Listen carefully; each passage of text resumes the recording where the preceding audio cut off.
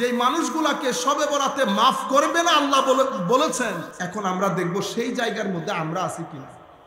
আমাদেরকে তৈরি হতে হবে না। কেন শবে বরাতের মধ্যে আমাদের সেই রুহানি ফায়দাটা হয় না? কারণ আমার নবী যাদেরকে ক্ষমা করবে না বলেছে তাদের ভিতরে কোনো আমাদের নাম আসেনি। প্রথম আমার নবী বলেছে যারা শিরক করবে তাদেরকে ক্ষমা করব না। আমাদের ভাইয়েরা মনে মনে করে না আমার তো শিরক নাই। হায় হায়, যে শিরকের কথা আপনি মনে করতেছেন সেই শিরকের কথা আমার নবী বলেও না। সেই শিরকের কথা আমার নবী বলেন। আমার নবী উম্মতের সাথে কথা বলতেছে। একদিন আমার নবীর মন অনেক খারাপ। সাহাবী এসে জিজ্ঞেস করল, ইয়া রাসূলুল্লাহ সাল্লাল্লাহু আলাইহি ওয়াসাল্লাম, মন খারাপ, মুখের মধ্যে কেমন যেন। আমার নবী সাল্লাল্লাহু আলাইহি ওয়াসাল্লাম ইরশাদ করেছেন যে উম্মত শিরকের মধ্যে মুবতালা হয়ে যায়। সাহাবী ইয়া রাসূলুল্লাহ, উম্মত শিরকের মধ্যে না না না, তুমি যে শিরক মনে করতেছো সেই শিরক।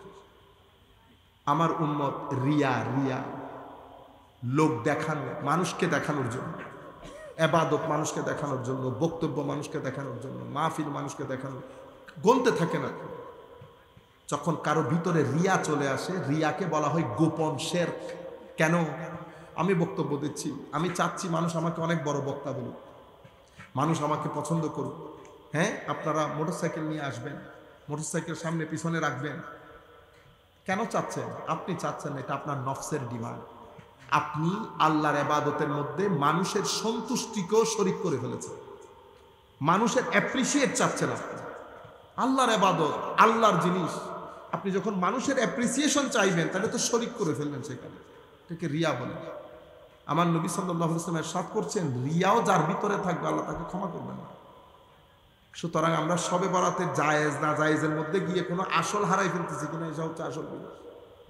আমরা সবাই আপনার জন্য তওবার নামাজ পড়তে বলতেছি। আল্লাহ, যদি রিয়া থাকে আপনি মালিক, মুক্তি চাই আপনার দরবারে।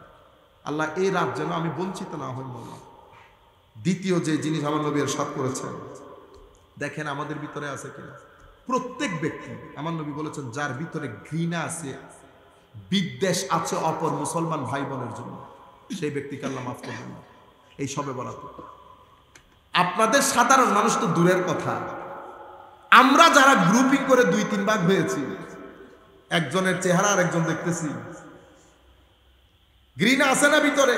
আমি সাধারণ মানুষ বাদ দিলাম, হ্যাঁ আমি জানি আপনি এখন হাদিস আরেকটা বলবেন। আলেম তো মানুষের কাছ থেকে পার পেয়ে যাবেন, কিন্তু এক জায়গা থেকে পার পাওয়া যায় না। এক জায়গা থেকে পার পাওয়া যায় না। সম্মানিত উপস্থিতি, এবার গুনতে থাকেন তো আমাদের মধ্যে আছে কিনা হিংসা, বিদ্বেষ। একজন টাকা বেশি হয়েছে, আমার ভিতরে খারাপ লাগতেছে, আরেকজনের পরিচিতি বাড়ছে, খারাপ লাগতেছে। মানে হিংসার ছড়াছড়ি। আপনি জায়েজ না জায়েজের এত দলিল দিতেছেন। আমার নবী বলতেছে, যার ভিতরে অপর মুসলমান ভাইয়ের জন্য, ভাই বোনের জন্য বিদ্বেষ আছে, শবে বরাতের রাতে আমার আল্লাহ তাকেও ক্ষমা করবে না। আমার তো দুঃখের কথা এটা। আমি তো আল্লাহর দরবারে কামনা করব, আল্লাহ আমার শত্রুও যেন শবে বরাত থেকে, শবে বরাতের বরকত থেকে বঞ্চিত না হয়। আপনি একটা তালাশ করতে করতে আসল জিনিসটা হারাই গেছে। সম্মানিত উপস্থিতি, দ্বিতীয় তৃতীয় যে জিনিস দেখেন, অহংকারীকে আল্লাহ ক্ষমা করবেন না। অহংকারী মানে কি? আপনি আরেকজনের চেয়ে নিজেকে বড় মনে করা, উন্নত মনে করা। অহংকারীর অপোজিট কি? ভদ্রতা, নম্রতা। তাহলে ভদ্রতা কি জিনিস? আরেকজনকে নিজের চেয়ে উন্নত মনে করা। সুফিয়ায়ে কেরামের উসুল, মূলনীতি, 7 মূলনীতির এক মূলনীতি আত-তাওয়াদু, ভদ্রতা। কাদেরিয়া তরিকা, হুজুর গৌসুল আজম আব্দুল কাদের জিলানীর তরিকায় কাদেরিয়া, হুজুরের তরিকার 7 উসুলের এক উসুল হচ্ছে আত-তাওয়াদু, ভদ্রতা। প্রত্যেক ব্যক্তিকে নিজের চেয়ে ভালো মনে করা। কেন? কারণ অহংকারী ব্যক্তিকে আমার আল্লাহ পছন্দ করেন না। সুতরাং আমার ভিতরে থেকে থাকলে আমি আল্লাহর দরবারে তওবা করতে হবে। আমি আপনাদেরকে বলছি কি কি জিনিস থেকে আপনি তওবা করবেন আল্লাহর দরবারে, নাইলে তো আল্লাহ নিয়ামত থেকে বঞ্চিত করে দিচ্ছে। সম্মানিত উপস্থিতি, মানুষ হত্যাকারী আছে আমাদের এখানে, অভাব নাই। কেউ হত্যা করে, কেউ অ্যাটেম্পট টু মার্ডার, কেউ মার্ডারের প্ল্যান করতেছে। এখানে তো এখন বাবাও হত্যা করে ফেলতেছে, বাবারও সাইড টুকরা করে সন্তান। ঠিক আছে। আবার কেউ আছে, কিছুদিন আগে বন্ধুরা মিলে এক ছেলেকে শোয়াইয়া পিঠের মধ্যে আঘাত করছে, হাসছে। এটারে আবার ঘরের মধ্যে পাঠাইছে। কত বড় লিডার দেখছেন, মানে আমার পাওয়ারের কোনো শেষ নাই, থুতু নিক্ষেপ করি তোমার পাওয়ারের উপর। তোমার চেয়ে বড় পাওয়ার ফেরাউন মিশরের জাদুঘরের মধ্যে কাঠ হইয়া শুইয়া আছে, পুরা পৃথিবীর মানুষ গিয়ে থুতু ছিটা আছে। বুঝতে পেরেছে? আমি বিশেষ একটা অনুরোধ করছিলাম যে পুলিশকে যে আপনি অ্যারেস্ট করিয়েন না, এদেরকে ছেড়ে দেন, বাজারের মধ্যে ছেড়ে দেন, এরা জীবন যাপন করুক, মানুষকে দেখতে দেন। আল্লাহর ধরতির মধ্যে জুলুম করলে আল্লাহ এদের হালত কি করে এটা দেখতে দেন, মানুষ দেখুক। আপনি এখানে জুলুম করে বেঁচে কবরে চলে যাবেন, ইম্পসিবল। আপনি এখানে আরেকজনের হককে আরামসে কবরে চলে যাইতেন, এটা তো হইতে দেবে না। মাইয়া আমাল সুয়ানি যাবে, আর যাজা যেটা সেটা শুধু কবরের মধ্যে না, আমার আল্লাহ এখানে আরামের গুণকে হারাম করে ফেলবে। আপনি আল্লাহর ধরতির মধ্যে থেকে আল্লাহর ইবাদত করতেছেন না, সেটা ভিন্ন জিনিস, কিন্তু আল্লাহর সৃষ্টির উপর জুলুম করে আপনি কবরের মধ্যে ইজ্জত নিয়ে চলে যাবেন। আমার ভাইয়ের এটা মাথা থেকে ঝেড়ে ফেলে দেন, মাথা থেকে ঝেড়ে ফেলে দেন। আমেরিকা ইংল্যান্ডের মতো দেশ টাকা পয়সা ইউনিভার্সিটি গবেষণা সবকিছু নিয়ে শুধুমাত্র আল্লাহ রসুলের অবাধ্যচরণের কারণে, আমার নবীর আনিত বিধানের সাথে বেয়াদবি করার কারণে আমেরিকা ইংল্যান্ডের জমি, আপনাদের কি মনে হয় খুব শান্তিতে আছে? হায় হায় হায়, বলেও না আপনাদেরকে আপনাদের টকশো গুলার মধ্যে। পৃথিবীর ডিভোর্স রেট, আত্মহত্যার rate, rape rate, drug dealing এর rate, alcoholic addiction, family broken down, বলতে থাকেন আপনি। ঘরের ভিতরের অশান্তি, মানুষের কান্না আকাশ ভেঙে যাওয়ার জোগাড়। শুক্রবার শনিবার আসলে ঘরে পাওয়া যায় না, মদের দোকানে মদকে ভূত হয়ে থাকে। কেন? ভিতরকে শান্তি দেওয়ার জন্য।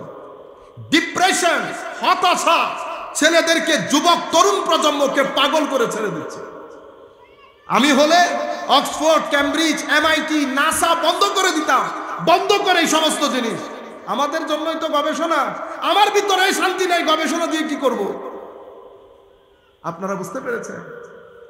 এত বিশ্ববিদ্যালয় সব ওদের দেশে না, টকশোর মধ্যে কত সুন্দর সুন্দর কথা বলে, এমন ভাবে তুলে ধরে মনে হয় যেন দুনিয়ার, হ্যাঁ যেটা ভালো সেটা ভালো, যেটা সুন্দর সেটা সুন্দর। ডেমোক্রেসি, হিউম্যান রাইটস, মানুষের অধিকার, সবকিছু আমাদের চেয়ে 100 গুণ ভালো, কোনো সন্দেহ নেই। তাদের শারীরিক স্বাস্থ্য আমার চেয়ে অনেক ভালো, কোনো সন্দেহ নাই, কিন্তু মানসিক স্বাস্থ্য আমেরিকা, ইংল্যান্ড, ইউরোপের চেয়ে আমার দেশ অনেক ভালো। মানসিক স্বাস্থ্য কেন? কিসের কারণে আমার মানসিক স্বাস্থ্য ভালো? কখনো প্রশ্ন করবেন না কিসের কারণে?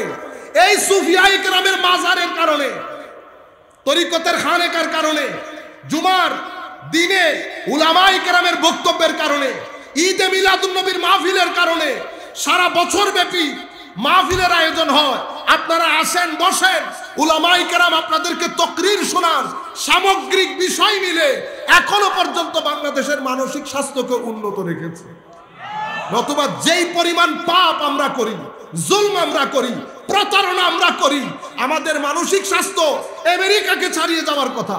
কিন্তু আল্লাহ পাকের অপরিসীম দয়া, আপনি কি মনে করছেন ঢাকা বিশ্ববিদ্যালয়ের মাধ্যমে মানসিক স্বাস্থ্য ভালো রেখেছেন? এমআইটি দিয়ে মানসিক স্বাস্থ্য ভালো রাখতে পারে নাই, নাসা দিয়ে মানসিক স্বাস্থ্য ভালো রাখতে পারে নাই, অক্সফোর্ড ক্যামব্রিজ দিয়ে ভালো রাখতে পারে নাই, আপনি ঢাকা ইউনিভার্সিটি দিয়ে করতে পারছেন। আপনি মোল্লাদেরকে মোল্লা মনে করেন, মোল্লা না থাকলে সরকারের বাজেটের মধ্যে অর্ধেক বাজেট মানসিক স্বাস্থ্য ট্যাকল করার জন্য করতে হইতো। আপনি জুমার বক্তব্যকে, মাহফিলে উলামায়ে কেরামের বক্তব্যকে এত হালকা মনে করিয়েন না। সুফিয়ায়ে কেরামের মাজার বন্ধ করে দেওয়ার কারণে আরব বিশ্বের মধ্যে, আমি নাম নিচ্ছি না, যে সমস্ত দেশে টাকা বেশি বিল্ডিং বেশি, টাকা বেশি বিল্ডিং বেশি, সেই সমস্ত দেশের লোক নামাজ পড়ে না। নামাজের সময় তো দরজা বন্ধ, দোকানপাট সব বন্ধ করে দেয় না। তো নামাজের মধ্যে যদি দোকানপাট বন্ধ করে দেয় তাহলে তো আপনি অনেক বড় নামাজি। তো নামাজ মানুষকে গর্হিত কাজ, অশ্লীল কাজ থেকে মুক্ত রাখার কথা। এখন তো নামাজের দরজা বন্ধ করেন ঠিক, এগুলো তো আরো বেড়ে যাচ্ছে, এগুলো আরো বেড়ে যাচ্ছে। তাইলে আপনি নামাজের শরীরকে নিয়ে টানাটানি করতেছেন, নামাজের রু কোথায়? আপনার সমাজে নামাজের রু নাই। রুহে নামাজ পেতে ইয়েমেনে যান, সিরিয়াতে যান, দিমেশকে যান, প্যালেস্টাইন যান, আর যদি আরো দেখতে ইচ্ছে করে বাংলাদেশ, ইন্ডিয়া, পাকিস্তানে আসে, রুহে নামাজ বাংলার জমিনে টিকিয়ে কারা রেখেছে? আউলিয়ায়ে কেরাম। আউলিয়ায়ে কেরাম। আপনি, আপনার কাছে ছোট্ট একটা নাবালেগ ছেলে পর্যন্ত নিরাপদ না, আপনি আবার রুহে নামাজ টিকিয়ে রাখবেন? আপনারা বুঝতে পেরেছেন আমার কথা? তরিকত আপনারা নিজেদের ঈমানকে পোক্ত করে, শক্ত করে। আমি আপনাদেরকে বলতে চাচ্ছি, এই জায়গার মধ্যে এসে সুফিয়ায়ে কেরামের যে অনবদ্য অবদান, সেটা আমি কি সময় বেশি শেষ করে দিই, আমার শেষের দিকে।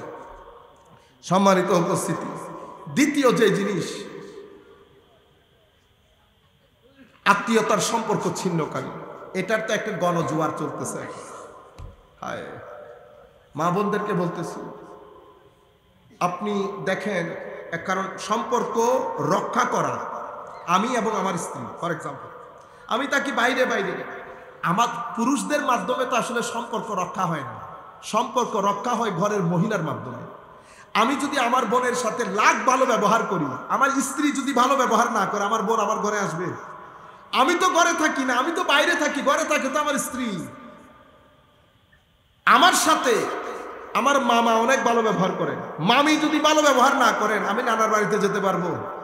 তাইলে আমি না যাওয়া মানে সম্পর্ক ছিন্ন হওয়া না। সম্পর্কগুলা ছিন্ন হয় মেইনলি নারীর মাধ্যমে। সম্পর্কগুলা ঠিক থাকে মেইনলি তাও নারীর মাধ্যমে। তো আমার নবী বলছেন, এখন কালকে আপনি সম্পর্কগুলা ছিন্ন করেছেন, কালকে যদি সারা রাত সিজদা দিয়ে কাঁদেন, আমার নবী বলছেন দোয়া কবুল হবে না, দোয়া কবুল। সুতরাং সেই কারণে আমি আপনাদেরকে বলছি, জায়েজ না জায়েজ বাদ দেন, অনেক বলা হয়েছে, অনেক বলা হয়েছে। আসল জায়গায় হাত দেন, আসল জায়গা থেকে বঞ্চিত হয়ে যাচ্ছে। সুতরাং তওবা করার সময় কালকে দেখবেন কোন সম্পর্ক আপনি ছিন্ন করেছেন। সম্পর্ক টানাটানি করা মানে নারী, আমার মায়ের নারী বুড়ি নিয়ে টানাটানি করা।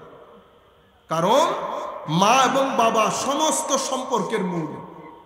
আমার মার দিকে খালা মামা সব, বাবার দিকে এদিকে। আমার মা এবং বাবা হচ্ছে they are the bridge of all relations.